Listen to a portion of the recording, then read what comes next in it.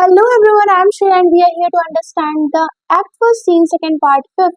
And as we know that this is the last part of Scene Second and जो लोग अभी तक इस चैनल पे पहली बार आ रहे हैं वीडियो को लाइक कर दीजिए एंड जो बच्चे अभी तक ये फर्स्ट वीडियो पे हैं वो प्लेलिस्ट चेक कर लीजिए क्योंकि एक्ट फर्स्ट में scene first and scene second already उस प्लेलिस्ट में ओवरऑल लाइन बाय लाइन दिया हुआ है आपको। तो फर्स्ट एक्ट से स्टार्ट कीजिएगा सीन फर्स्ट से क्योंकि इसमें सारी वीडियोस एक दूसरे से रिलेटेड है। तो आप डायरेक्ट पार्ट फिफ्थ पे स्विच करेंगे तो आपको चीजें ऊपर की समझ में नहीं आने वाली। तो बिना टाइम वेस्ट किए स्टार्ट करते हैं वीडियो को। तो जिसमें हमने लास्ट पार्ट फोर्थ में देख लिया था कि वहां पे सीजर बेहोश हो जाता है क्योंकि वहां पे बहुत ज्यादा स्मेल आ रही होती है कि इतनी अब कहीं पे भी बहुत ज्यादा लोग होंगे तो वहाँ स्मेल तो आना बहुत ही ऑब्वियस सी बात है। तो उसके आगे हम लोग बात करेंगे, कंटिन्यू कर रहे हैं जिसमें कैशियस पूछता है कि क्या सीजर सच में बेहोश हो गया था। तो चलिए स्टार्ट करते हैं। तो कैशियस बोलता है लेकिन रुको प्लीज, क्या सीजर सच में बेहोश हो गया था? तो कैस्का बोलता है इसमें ही fail down in the marketplace. उसके मुंह से झाग फोम भी निकल रहा था और वो बोल भी नहीं पा रहा था। अब यहाँ पे जो झाग की बात हो रही है, फोम की बात हो रही है, ये फोम मतलब कि फोम नहीं निकल रहा है, इट मीन्स कि एक तरल सा मतलब थूक टाइप का निकल रहा है, ठीक है। तो ब्रूटस बोलता है इट इज पॉसिबल क्योंकि वो एपिल्सी मिर्गी की बीमारी से सफर कर रहा है। एक मिर्गी की बीमारी होती है जिसमें इंसान को अचानक से दौरे आना या फिर अचानक से अटैक आते हैं एंड वो वहीं पे ही जस्ट फेल डाउन। तो ऐसा कुछ होता है उसमें। तो कैशियस बोलते हैं नहीं, सीजर वो नहीं है जिससे ये गिरने वाली बीमारी है, ये हम हैं, तुम, मैं और ईमानदार कास्का, जिन्हें ये बीमारी है क्योंकि हम बार बार झुकने और गिरने की आदत में हैं। अब यहाँ पे वो इससे रिलेट कर देता है बात को कि उसको थोड़ी सी प्रॉब्लम जरूर है, वो सफर जो कर रहा है लेकिन उससे ज्यादा हम सफर कर रहे हैं क्योंकि वो हमारे ऊपर है और हम उसके नीचे झुककर दबे हुए हैं। तो कैस्का बोलता है I don't know what you mean to say but मुझे पूरा यकीन है कि सीजर गिर पड़ा था। और ये भी सच है कि वहां मौजूद जितने भी गरीब और साधारण लोग थे उसके हर काम पर रिएक्ट कर रहे थे। मतलब वो कुछ भी कर रहा था, इवन वो गिर गया तो उस पर भी लोगों ने रिएक्ट करना शुरू कर दिया कि क्या है ये वो। तो अगर सीजर उन्हें खुश करता था तो वे जोर जोर से तालियां बजाते थे। अब बात है कि वो एक तरीके से होता नहीं, कोई एक्टर रहता है तो वो कुछ भी करता है तो हम उस पर रिएक्ट करते हैं। Same this is happen with Caesar also. और अगर उन्हें उसका काम पसंद नहीं आता था तो वे उसके उसके सामने ही उसको फुफकारते इन द सेंस कि मतलब उसके सामने ही उसको बहुत बुरा भला कहते थे। ठीक वैसे ही जैसे लोग नाटक में एक्टर्स के साथ करते हैं, राइट। यहाँ फुफकारना का मतलब ये नहीं कि वो सांप बन के सीधा डस लेंगे। तो ब्रूटस बोलता है जब उसे होश आया तो उसने क्या कहा? तो कैस्का बोलता है बाय मैरी मतलब कि भगवान की कसम वो खाके बोल रहा है। मतलब हम लोग कोई चीज को किसी को बताना चाहते हैं कि मैं एकदम सच बोल रहा हूँ तो हम बोलते हैं ना कि भगवान की कसम। तो वो भगवान की कसम बेहोश होने से पहले उसने देखा कि आम लोग इस बात से खुश थे कि उसने ताज ठुकरा दिया था क्योंकि उस टाइम पे उसने क्राउन को रिफ्यूज किया था। ये हमने पार्ट फोर्थ में ऑलरेडी देख रखा था। तो उसने अपना कोट खोला और उन्हें कहा कि वे चाहे तो उसका गला काट दें। यहाँ वो खुद को बहुत महान और त्यागी दिखाना चाहता था क्योंकि जब आप इतना सामने किसी को बोलोगे तो ऑफ कोर्स ही वो बुरा फील करेगा। तो सेम ये स्ट्रैटेजी सीजर ने अपनाई थी। तो कास्का कहता है अगर मैं वहां होता तो मुझे भी लोगों के साथ उसका साथ देना पड़ता, नहीं तो लोग मुझे ही गलत समझते। एंड ऐसा होता है कि जब कोई ऐसे काम कर रहा होता है तो जितने लोग रहते हैं वो उसके लिए सहानुभूति सिंपैथी दिखा रहे हैं, बट अगर एक दो आदमी उसकी चाल को समझ रहे होते हैं तो लोग उसी आदमी को गलत समझ देते हैं क्योंकि वो सिंपैथी नहीं दिखा रहा, वो बहुत रूड है, ऐसा लोग सोचते हैं। तो इसके बाद सीजर बेहोश होकर गिर पड़ा। जब उसे होश आया तो उसने कहा अगर मुझसे कोई गलती हो गई हो तो मुझे उसे मेरी कमजोरी समझकर माफ कर दो। अब वो यहाँ पे एक विक्टिम कार्ड खेल लेता है सीधा कि मतलब अगर कोई प्रॉब्लम होती भी है तो मेरी कमजोरी है, मैं गिर गया था, इस चक्कर में इसको कमजोरी समझ के माफ कर दो।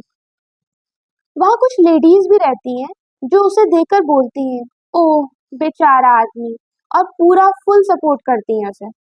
लेकिन कास्का कहता है इन लोगों की बातों पर ज्यादा भरोसा मत करो, क्योंकि वे लोग बिना सोचे समझे किसी का भी साथ दे देते हैं। कोई जरा सा भी उनको दिखाएगा तो वो तुरंत सिंपैथी उसके साइड दिखाने लग जाता है। ब्रूटस बोलता है and after that he came to looking serious, वो बहुत गंभीर दिख रहा था। तो कैस्का बोलता है हाँ। कैशियस बोलता है क्या सीसरो ने कुछ कहा?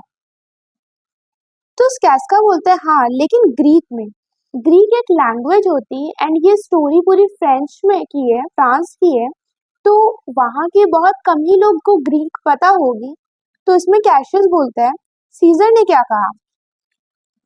तो कैस्का बोलता है मैं नहीं जानता, क्योंकि मैं उसे समझ ही नहीं पाया, वो इस ग्रीक लैंग्वेज को जानता ही नहीं था।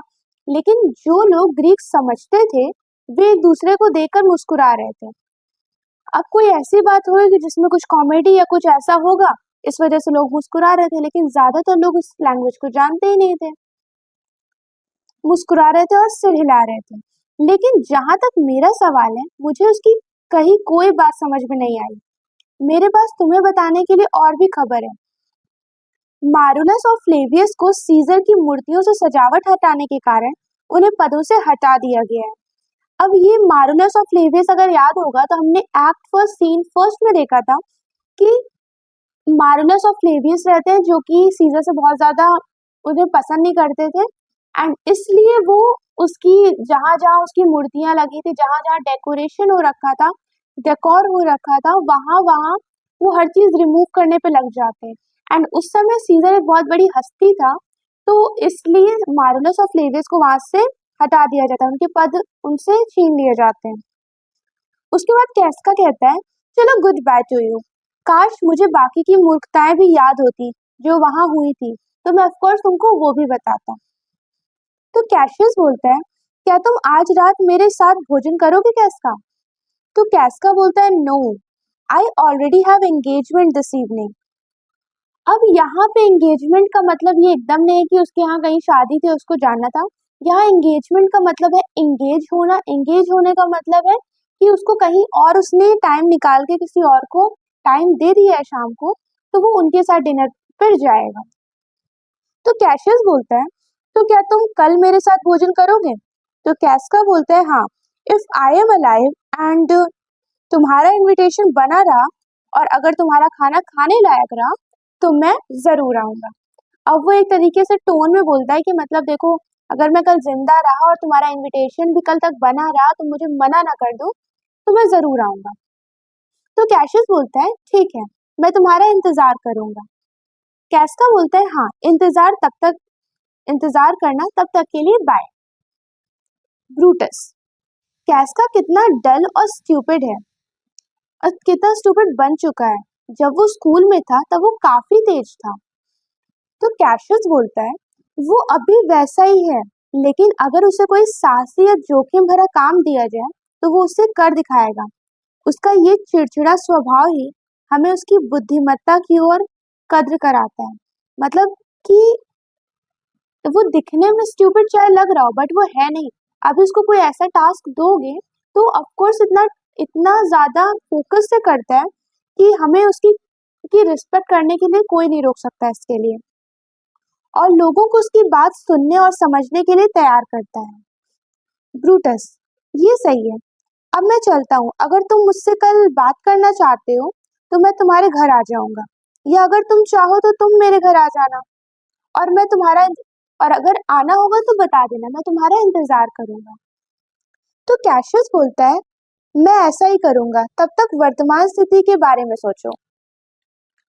अब वो यहाँ पे प्रेजेंट की बात को बोलता है, और उसके बाद कैशियस फिर से इस पे ब्रूटस के लिए बोलता है ब्रूटस बहुत ही अच्छा और ईमानदार इंसान तो है, लेकिन उसे आसानी से इन्फ्लुएंस किया जा सकता है। इन्फ्लुएंस करना इट मीन्स कि उसको बहकाना या भटकाना। इसीलिए ऐसे महान स्वभाव वाले लोगों को अपने जैसे ही थॉट वाले लोगों के साथ रहना चाहिए, नहीं तो वे बहुत जल्दी इन्फ्लुएंस हो जाएंगे दूसरे लोगों से। जो कि गलत है या फिर कुछ गलत काम करते हैं। सीजर समझता है कि ब्रूटस उससे प्रेम करता है। अगर मैं अभी ब्रूटस होता तो मैं कैश और वो कैशियस होता तो वो मुझ पर उतना प्रभाव नहीं डाल पाता जितना मैं उस पर डाल सकता हूँ, क्योंकि कैशियस तो अपने आप को हमेशा से ही सीजर से तेज मानता था, तो इसलिए वो ये सब चीजें बोलता है। मैं आज रात अलग अलग लिखावट में पत्र ब्रूटस की खिड़की से डालूंगा। अब वो सोच रहा है कि मैं अलग अलग हैंडराइटिंग में कुछ लेटर्स लिखूंगा और उसको ब्रूटस की खिड़की या जो विंडो रहेगी वहीं पे फेंक दूंगा, सारे के सारे लेटर। और ब्रूटस सोचेगा कि ये अलग अलग जितने भी वहाँ के सिटीजन हैं उनके द्वारा लिखा गया है, और उन सभी पत्रों में, लेटर में रोम के लोगों की उनके प्रति ऊंची राय का जिक्र होगा। अब वो जो अलग अलग थॉट और जो सिटीजन सोचते होंगे उससे रिलेटेड वो लिख देगा, और उन सभी पत्रों में सीजर की जितनी एबिलिटी है और उसकी ओर इशारा किया जाएगा। मतलब वो सीजर के अंदर जो सच में महत्वाकांक्षा है, एबिलिटी है और कुछ गुण है, पर्सनालिटी है, उस चीज को वो उस लेटर में लिखेगा अलग अलग सिटीजन्स के द्वारा। इसके बाद अगर सीजर अपनी प्रेजेंट सिचुएशन में भी मजबूती से बना रहता है तो हमें या तो उसकी शक्ति या उसके पद को हिलाना होगा, या फिर उससे बुरे समय के अधीन होकर उसके लिए जो वो हम पे दंड देगा हमें वो सहना होगा। तो इसका मतलब यही है कि या तो वो उसकी जो वो कहता है या तो उसकी बात सुन ले, या तो उसको उस पद से ही हटा दे। तो ये ओवरऑल एक्सप्लेनेशन था पार्ट 5 का, एंड इसके बाद हमारी ओवरऑल सीन सेकंड हमारा कंप्लीट हो गया है। तो नेक्स्ट वीडियो में हम पार्ट सीन थर्ड देखेंगे, जिसमें and after that scene third के बाद हमारा पूरा ओवरऑल एक्ट भी कंप्लीट हो जाएगा। तो ये क्लास 9th का एक्ट है, एंड हमारे क्लास 9th में 2 ही एक्ट है, act first and act second. तो सारे वीडियोस को देखिए, अगर आपको हमारी वीडियो अच्छी लग रही है तो वीडियोस को लाइक कीजिए, सब्सक्राइब कीजिए, and don't forget to hit the bell icon for more videos. Love you all, bye bye.